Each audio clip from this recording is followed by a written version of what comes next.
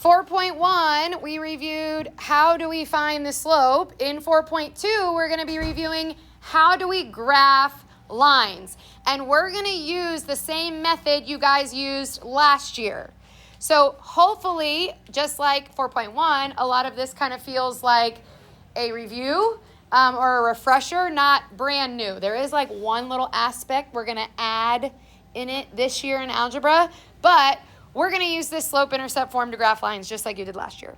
So slope-intercept form, or y equals m times x plus b, is one way to write the equation of a linear relationship.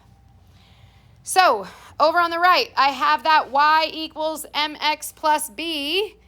This m value, this number that is in front of the x, what does that m represent in our line? Somebody said it. Slope. Very good. That m is going to be the slope of our line.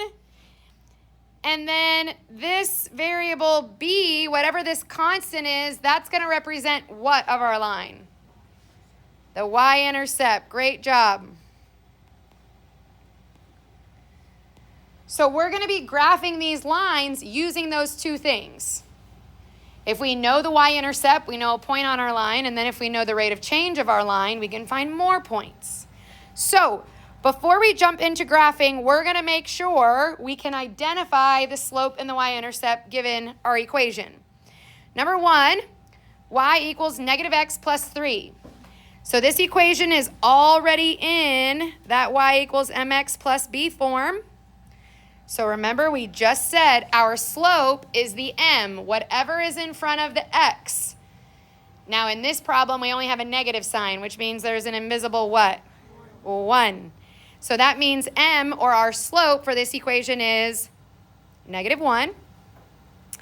And then our y-intercept, which we said is the constant, is this b value. The y-intercept of this equation is 3. Number 2, y equals 2/3 x minus 2. So once again, this is in that y equals mx plus b form.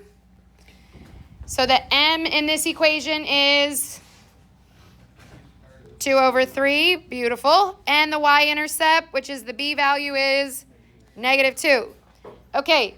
Here's where we're going to bring in some of our algebra skills that we've already covered this year. Number 3, 4x plus 3y equals 12. This equation is not in y equals mx plus b. So we have to use our algebra magic to get it like that. We are going to rearrange this equation so that we have this y over here by itself. So our y has a coefficient of 3, and we have this 4x. We need to get the 4x and the 3 over to this right side. Which of those do we need to move first? The 4x. So if our 4x is positive over here on the left, how do we bring it over to the right? We make it negative. We subtract it. So we're going to subtract that 4x from both sides so that it cancels out. I'm going to bring down my 3y, bring down my equal sign. These are not like terms. You cannot add and subtract non-like terms. So we are just going to rewrite it. Plus, we want mx plus b. And look, this looks like it's starting to be like mx, and this is starting to be our b. So we're just going to rewrite this, negative 4x plus 12.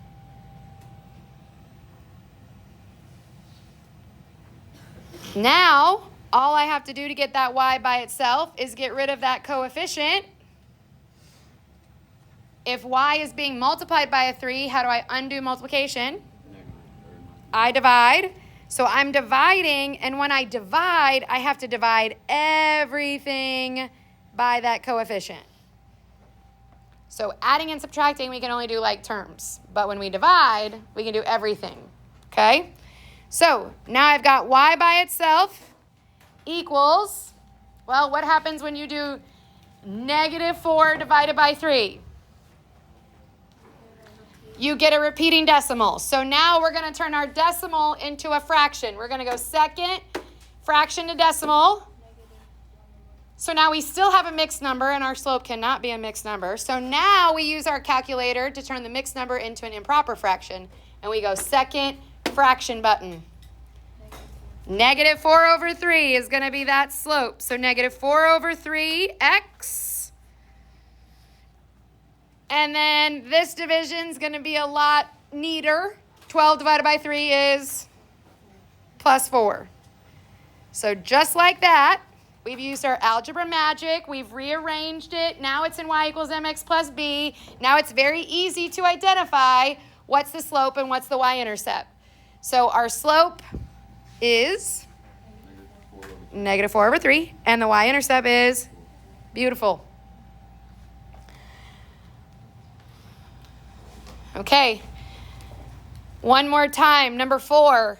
Look at this equation. It's definitely not in y equals mx plus b, but we can make it that way.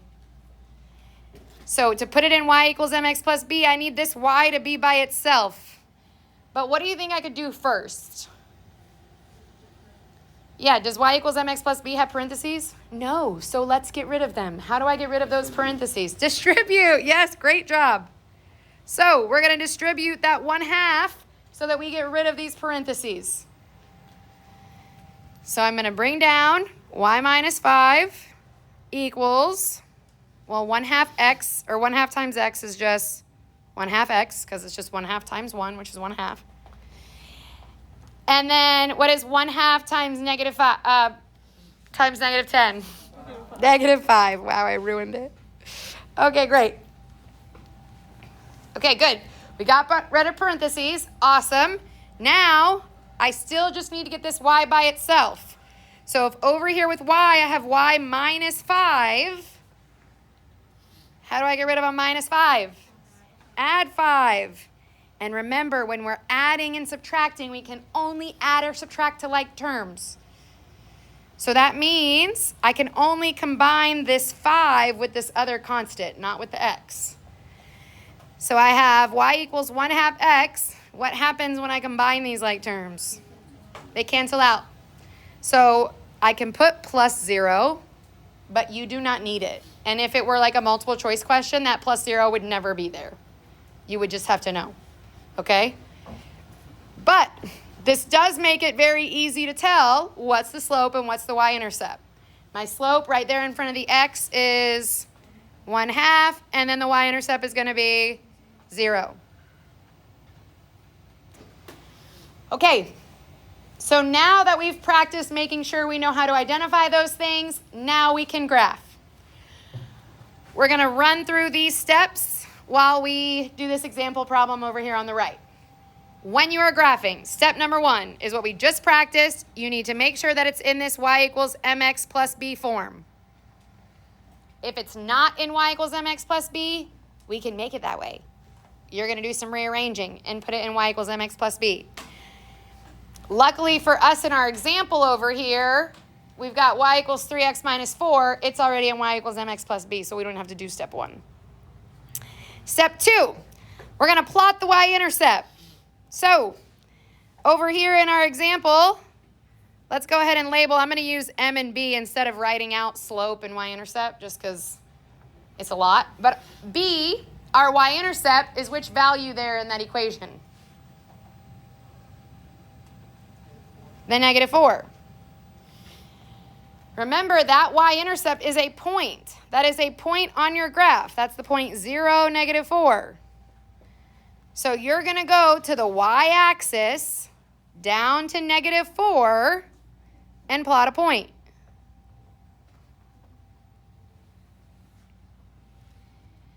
Then, step number 3, we're going to use our slope to create more points. And remember that slope is rise over run. So when we're talking about rise, we're talking about a vertical change. So that could be up or down. And then when we run, we're talking about a horizontal change. So we're talking about left or right. If it's positive, positive would be up and right. Those are positive directions. Negative directions would be like down and left, okay? All right, so our slope in this equation is what? 3. What's 3 as a fraction? 3 over 1. Good, because slope is a fraction. Slope is rise over run. So even if it's a whole number, let's make it a fraction. So since it's positive 3, we're going to go up. And since it's positive 1, we're going to go to the right. So from the point that we already graphed at negative 4, we're going to count up 1, 2, 3, right 1, plot a point. That's our next point. Then from there, we can use our rise over run again to make another point. Up 1, 2, 3. Up 1, 2, 3. Over 1. Plot a point. Are we doing that line thing? Are we doing that line thing? Like where you like draw the line through it? Yep. So now that's step number 4, where we're going to connect into a line, drawing arrows on both ends. So once you get 3 points, that's enough. We can connect those points with a straight line and then draw those arrows to show this line is going to be continuous. It doesn't just stop at our points. Okay?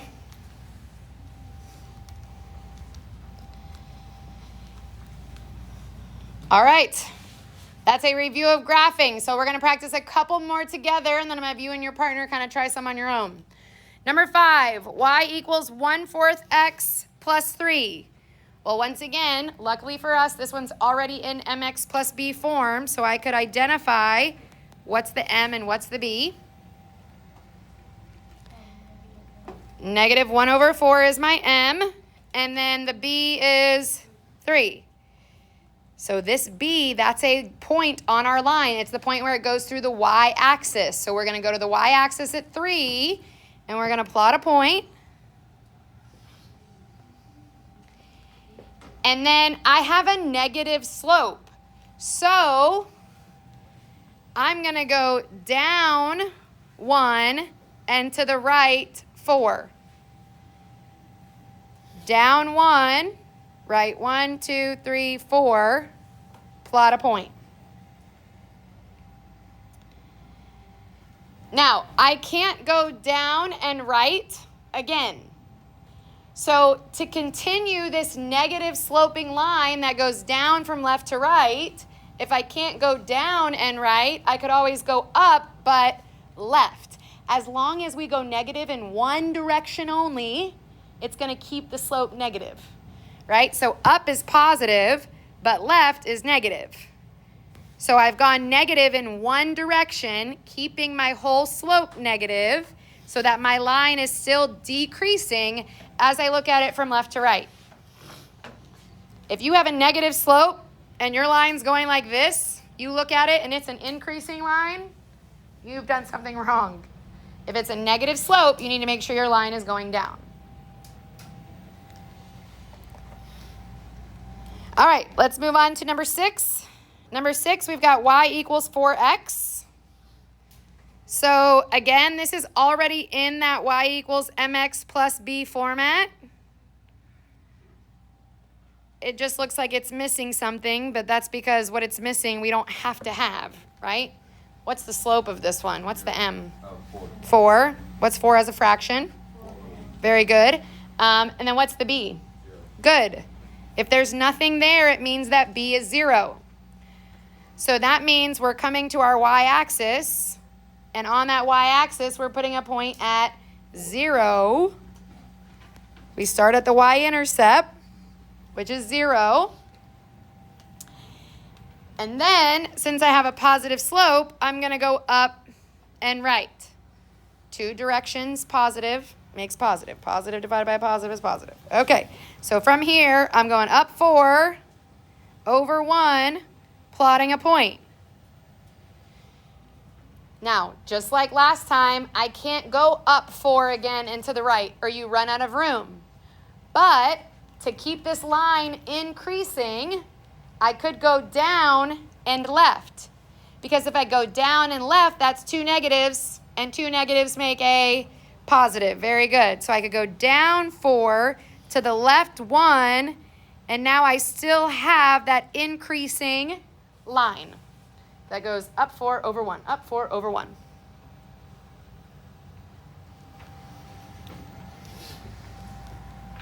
Yay, we love graphing lines. Okay, let's move on to 7. 7, I'm going to help you rearrange this, but then you and your partner are going to graph it. So we've got 5x minus y equals negative 5. So here's our first one that's not in y equals mx plus b, which means we need to rearrange it. I need to get this y by itself.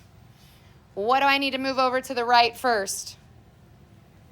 The 5x, right? I need to bring the whole 5x over because like my mx is on the wrong side. I got to move it over. So if it's a positive 5x over here, though, I'm going to make it negative. Good. So I have minus 5x on both sides. So now I have, now be very careful here because this negative that's in front of the y, you've got to bring that down. Negative 1y equals negative 5x minus 5.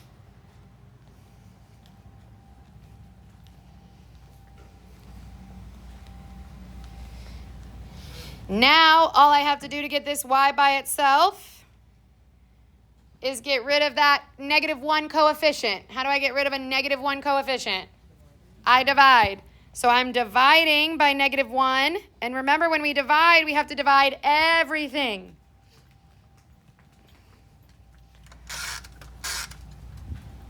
So that gives us y is equal to, this math is a lot neater. What's negative 5 divided by negative 1?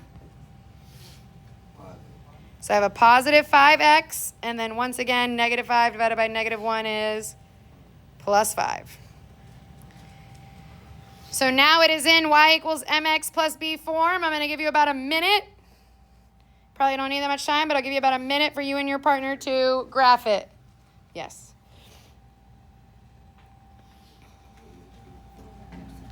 We had some good conversation about this one because you all know that m, the slope, is 5 over 1, and you know that the b is 5, and you guys all had a point here, but then you're like, ugh, don't know, because we want to go up and right because that makes a positive line, but I can't go up and right.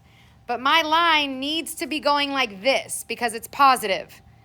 So if I can't go up and right, I need to go negative twice because 2 negatives make a positive. So I can go down 5, 1, 2, 3, 4, 5, but I need to go to the left because now my negative and negative keeps that line increasing. Okay? I can go down 1, 2, 3, 4, 5, to the left 1. Now I have this positive sloping line. And you can always check from your points. Did I rise 5, run 1, rise 5, run 1? And I did. All right, last one. You and your partner are going to work your algebra magic to rearrange this one together. And then we'll see how you did. 1 minute to rearrange. I saw a lot of amazingness over here. Y minus 2, when we distribute, we got 6x minus 8. And then remember, when we add, we can only add like terms. So we had y equals 6x minus 6, which means my slope is a 6 over 1, and then b, the y-intercept, is negative 6. So that negative 6b, that's my starting point. So I put my first point on negative 6. And then I have a positive slope again. So I'm going up 6, 1, 2, 3, 4, 5, 6, to the right 1, plotting a point. 1, 2, 3, 4, 5, 6, to the right 1, connecting with a line with arrows. And we've got our graph line.